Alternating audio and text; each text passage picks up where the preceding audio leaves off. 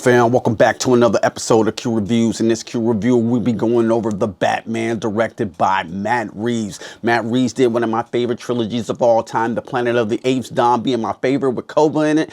Now, how this time around does he handle The Batman? Huge task coming off of really the Christopher Nolan trilogy, which is considered to be one of the GOATs of comic book movie history.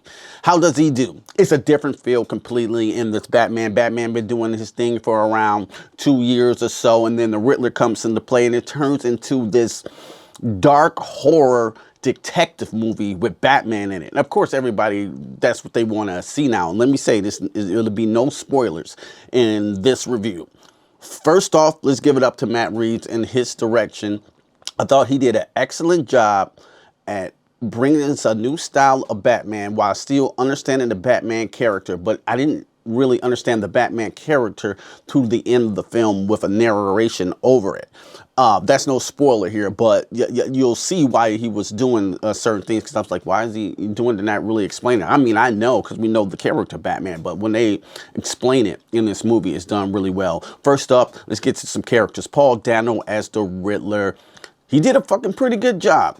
He did a pretty good job. I thought some of his performances, though, were a little bit too over the top for me. Like, he was a little bit too whimsical and zany, like insane, like the Joker at sometimes. And I thought he would have been better if he was more calculated, more like a Denzel Washington, 2 steps ahead of everybody. My favorite incarnation of the Riddler comes from the Arkham games. It seems like he's just like, you know, the Enigma, just smarter than everybody. This one, he was very good. He had a very good horror aspect, but sometimes he seems a little bit too insane for me. But I thought he did a good job overall. Next up is Zoe Kravitz. Yeah, she was a perfect Catwoman. I mean, this is the best I have ever seen her act in a movie thus far. Yeah, she's, you know, obviously she has the sex appeal of Catwoman. All her fight choreographed was done very well with her fight scenes. Her chemistry between Robert Pattinson works perfectly. You believe in their relationship with this cat and mouse type thing. I thought she did really good. Now, Jeffrey Wright, to me, almost steals the damn movie. He actually, believe it or not, his Commissioner Gordon has most of comedic beats in the whole film. But I just thought he played it seriously when he did times. He had the jokes when it landed. Jeffrey Wright kills Commissioner Gordon. I think this is the best Commissioner Gordon that we had thus far. Now let's talk about this movie fuckery trickery that they did with Colin Farrell as the Penguin. I don't know what they did on how recognizable this guy was. This guy, he didn't look anything like Colin Farrell. He didn't sound like Colin Farrell. He was literally the character, the Penguin, and he has a very interesting character arc, and I can't wait to see more of him coming up. Now let's get to the man himself, Robert Pattinson. Everybody was talking shit about him, like he's too small, he's too thin. Now, how does he do as the Batman? I thought he did a fucking good job, bro. He's a good actor off the bat. If you ain't seen movies like The Lighthouse, things like that, I'm gonna get into his voice. Now, his voice, I thought he did good when he was really doing the Batman voice, like when you talk. It wasn't over the talking when the crowd was like, "Where's the drugs going?" No, it was perfect. He was smooth. It almost reminded me of Kevin Conroy from the animated series. Not as smooth as him, but when he was doing the voice, I thought he did an excellent job. But sometimes he'll just pull up and be like, "Hey, can I come in, guys?" And he just sound like a regular guy. But like when he put on that Batman voice, it's not too groggly. It's deep. It's clear, and you can understand every word he's saying. So I did like that. And his performance itself as the Batman, he does an excellent job. I can't wait to see more of Robert Pattinson. And let's get into the cinematography. Sometimes they just sit the camera back for the fight scenes. It's no shaky cam, and it's no dark Christopher Nolan shit, like you can't see anything. That was always a concern. Is it as over the top as Zack Snyder's? No, it's kind of more heavy shit, moving like a tank, more of Sifu, if you will, that game on PlayStation. It's like they just sit the camera down, and you got all these people and like, yo, fight. You know what I'm saying? Fight Batman and shit, you know what I'm saying? Just almost one takes. And he does a good job of coming in closer when he needs to be and not all over the place so you can see the fight scenes. So I did really enjoy the fight scenes in this film. There's not a lot of action here, but when the action's done, I think it's done sufficient. It's not over the top action. Like I said, it's more of a detective movie, which works for me.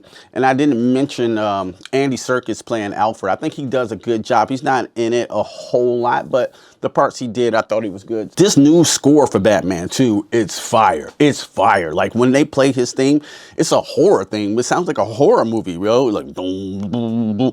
And I think they do an excellent job with that, and the lighting is on point in this film. Like some of the rooftop shots with Batman, the dawn, and you know, things like that. It's a lot of daytime Batman. Usually when we watch a Batman movie, 80% of it is all at night, but you see a lot of daytime Batman, and you know, it's gritty and it's dirty. This movie is long though. It's about I did feel that runtime though. It's around 3.5 hours long, and sometimes I think that movie actually stays on scenes a little bit too long. So maybe you could have, you know what I'm saying, cut that down, or just weird shots of things lingering that just should have been cut, you know what I'm saying, to make it more tighter. Does it destroy the movie? No. And another issue that I had, it's a scene in the third act. I'm not, like, no spoilers here, that I didn't think needed to be in the movie. It's almost at the very, very end of the movie. It was like, man, maybe we didn't need that, you know, not right now, you know. You'll know the scene when you see it. That's all I'm gonna say. But overall, man, I did enjoy the Batman. Is this my favorite Batman film? No. I still love Batman Begins over this. Even The Dark Knight over this. Like, this one's right, like, number 3 to me, you know what I'm saying? Like, Batman Begins, that's the perfect origin story ever for a character.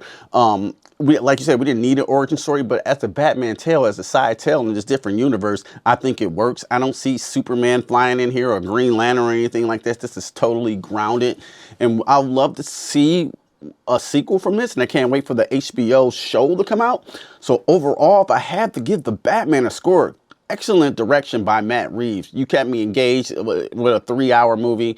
Like I said, some stuff lingered too long. It's not a perfect movie, but it's damn good, and I think you all should go check it out. So my score for the Batman will be 4 out of 5.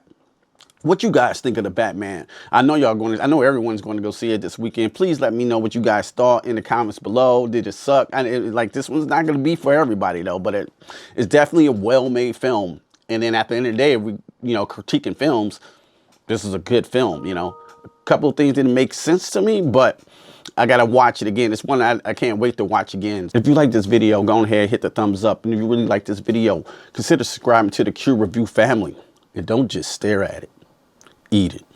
Peace. I'm out cold, you hoes been exposed. Walk up on you slow with the flow, and unload. You got more left for dead on the road. I strode when your car got towed.